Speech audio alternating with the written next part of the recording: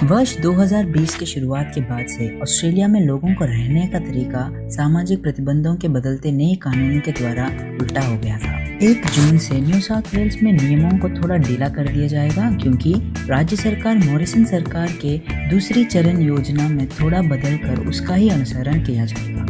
यहाँ कई सेवाओं को जवाब दिया गया है। 15 मई शुक्रवार से 20 लोगों बच्चों को मिलाकर को सामाजिक कारण के उद्देश्यों के लिए घरों में जाने की अनुमति दी जाएगी। हालांकि लोगों सतर्क रहना चाहिए। यदि आप केवल 20 लोगों को आमंत्रित कर रहे हैं, बच्चों को शामिल कर जाते हुए आपको पार्टी करने की अनुमति है। 20 लोगों को बाहरी स्थानों में इकट्ठा कराने की अनुमति तो है। कैफे और रेस्टोरेंट में अधिकतम 20 लोगों को बैठने की अनुमति होगी।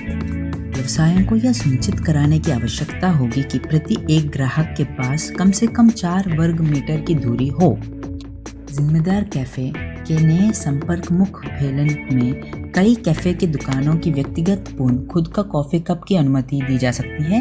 हालांकि यह व्यक्तिगत कैफे तक है।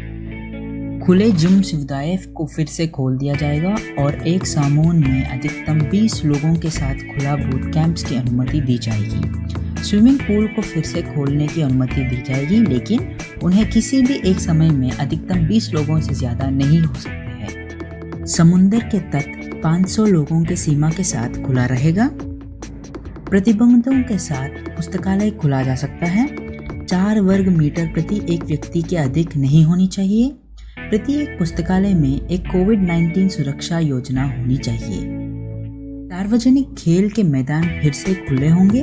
बच्चों के साथ शारीरिक दूरी और स्वच्छता की अभ्यास किया जाना चाहिए। प्रत्येक व्यवसाय के मालिक इस बारे में निर्णय ले जा सकता है कि उनके स्थिति के लिए सबसे अधिक क्या मायने रखता है। नियोक्ताओं को कर्मचारी को घर से काम कराने की अनुमति दी जानी चाहिए, जहां ऐसे कराना व्यवहारिक रूप से वास्तविक है। छुट्टियों के लिए न्यू साउथ वेल्स के भीतर ट्रैवल करना संभावित है, पर विदेशी यात्रा पर प्रतिबंध लगा दिया गया है और अगले साल तक फिर से शुरू होने की संभावना नहीं है। सारे रिटेल स्टोर्स खोलने की अनुमति दी गई है, पर सारे ग्राहकों को 4 मीटर दूरी का पालन करना अनिवार्य है। ग्राहक और स्टाफ सदस्यों सहित 20 लोगों से ज़्यादा नहीं होनी चाहिए एक जगह पे, और ग्राहकों को 4 मीटर दूरी को पालन करना अनिवार्य होगा।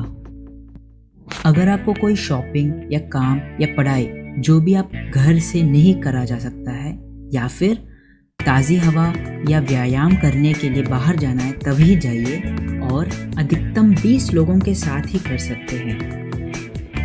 और सभी समय पे सोशल डिस्टेंसिंग का रूल्स फॉलो करते रहिएगा। न्यू साउथ वेल्स हेल्थ ने घोषणा की है कि मामूली फ्लू जैसे लक्षणों वाले किसी भी व्यक्ति को परीक्षा किया जा सकता है। यदि आप कमज़ोर लोगों के साथ काम करते हैं, उदाहरण के लिए कोई नर्सिंग होम, बोर्डिंग स्कूल या किसी ऐसे प्रकार की सुविधा में हैं, और आप किसी भी लक्षण के अनुभव कर रहे हैं, चाहे वो कितना भी हल्का हो, तो आपको परीक्षा करना होगा। शादियों में 20 मेहमानों तक अनुमति होगी, जबकि अंतिम संस्कार पर किसी भी प्रतिबंधी की तुरंत हटा दिया जाएगा, ताकि 4 मीटर दूरी के नियम के लागू किया जा सकता है। आप ड्राइव करने के लिए बाहर जा सकते हैं। अभी सारे डेंटिस्ट सर्विसेज खुले गए हैं। भोजन परोसने वाले पबों को अपना भोजन क्षेत्र खोलने की अनुमति दी गई है। हालांकि शराब केवल भोजन के साथ या टेकअवे तक ही खरीदा जा सकता है। प्रति एक बुकिंग में अधिकतम 10 लोगों का ही अनुमति दी गई है। हाँ, सभी छात्र सोमवार 25 मई के बाद से फुल टाइम स्कूल वापस चले गए हैं।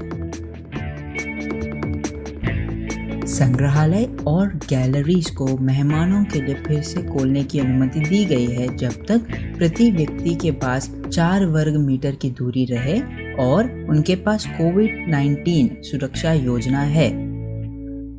समूह और टूर्स को चलाने के लिए अनुमति दी गई है, जब तक वे 4 वर्ग मीटर के नियम का पालन करते हैं।